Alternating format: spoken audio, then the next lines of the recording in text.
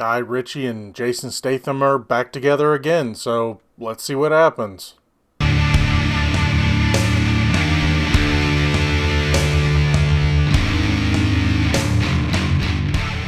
Hey everybody, what's going on? I've been given the same intro for a long time now. You know who I am, you know what this is. Today, we are going to be talking about Guy Ritchie's new movie, Wrath of Man, starring Jason Statham. As I mentioned in the intro, these two have worked together before. Revolver, Snatch, Lock, Stock, and Two Smoking Barrels. Three movies I really like, so I was happy to go see this one. I was excited to go see this one.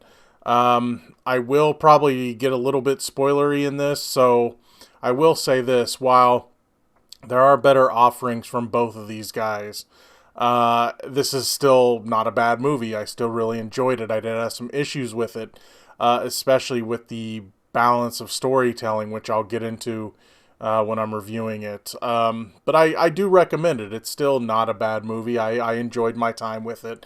I just thought it could be better. I thought some of the character development could have been better because they tried to develop too many characters. But yeah, I still enjoyed the movie. I enjoyed my time watching it. That being said, when it comes to Guy Ritchie movies and when it comes to Jason Statham movies, I would probably suggest other movies before I would suggest this one. What this movie is about is a mysterious man named H. And he gets that nickname given to him when he goes to work for a truck company, and he just passes all the tests to become a worker there, which you can tell he's nerfing it a little bit. But when a truck gets attacked, he lays waste to the people attacking the truck, trying to steal the money. And he becomes like this legend. But as the story goes along, we begin to find out who he really is and what he's really after. And it's really hard to talk about this movie without spoiling anything.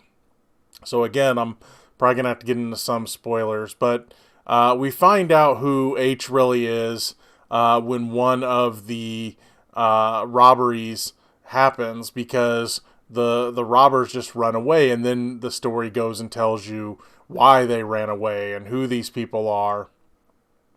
I will say this. There's usually two kinds of Statham movies. The balls-to-the-wall action-type Statham movies, or there's the ones where he actually gets to show that he actually does have acting chops. And for the most part, that's what this one is. It's one of those movies where, yes, there's some action in it, and yes, action does happen, but it's just not all the time. There's actually story development here. There's character development, almost too much, or at least the attempt of too much character development. But we find out, as we follow Statham's character, what his motivations are and why he's doing what he's doing. Why is this guy who is seemingly hiding a lot of things working for this company? Is he going to try to rob them? Is there other motivations? Yes. So we get to follow Statham's character doing that, and I enjoyed following Statham's character doing that. The movie does try to set up way too many other side characters. Josh Hartnett, who hasn't been in a movie in like forever, is in this, and they do try to give him a bit of a story, but you don't get enough of it to... I mean, you like his character.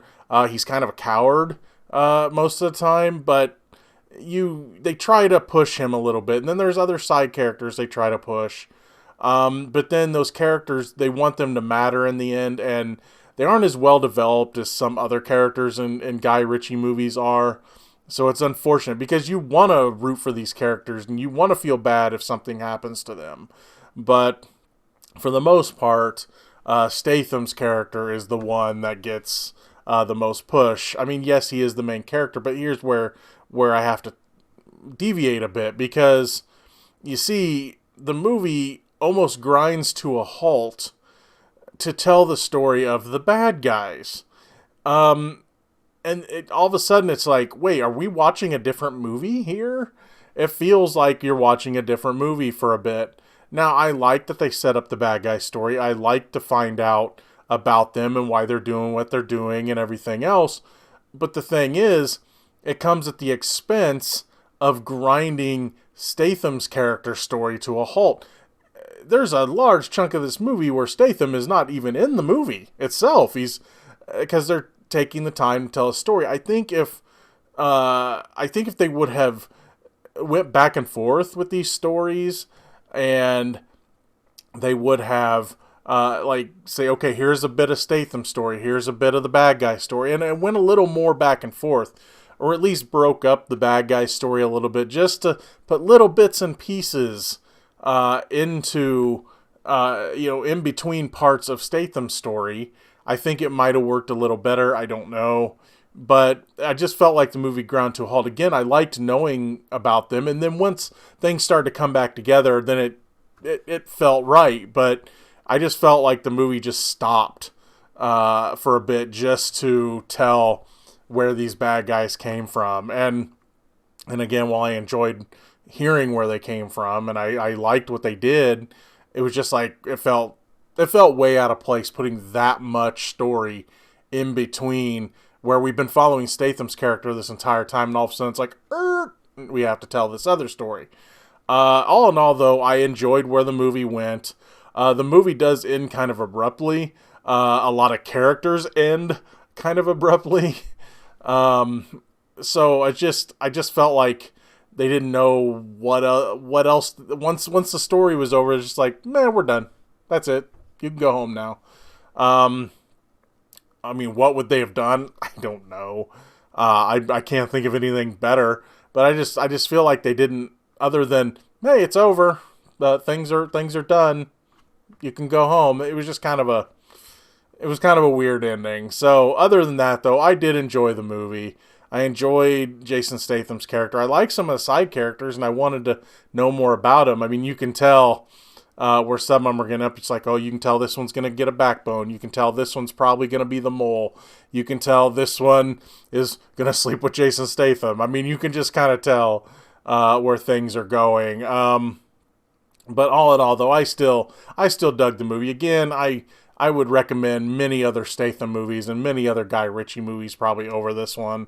But I still enjoyed it, and I thought it was a decent time in the theater. That's going to be all for this edition of Talkin Movies. If you like what you've heard here, please subscribe to the Real Gino YouTube channel, like this video, and you have anything to say about Wrath of Man, please feel free to leave a comment in the section below. Till next time, I'm your host, the Real Gino Reynolds. See you later.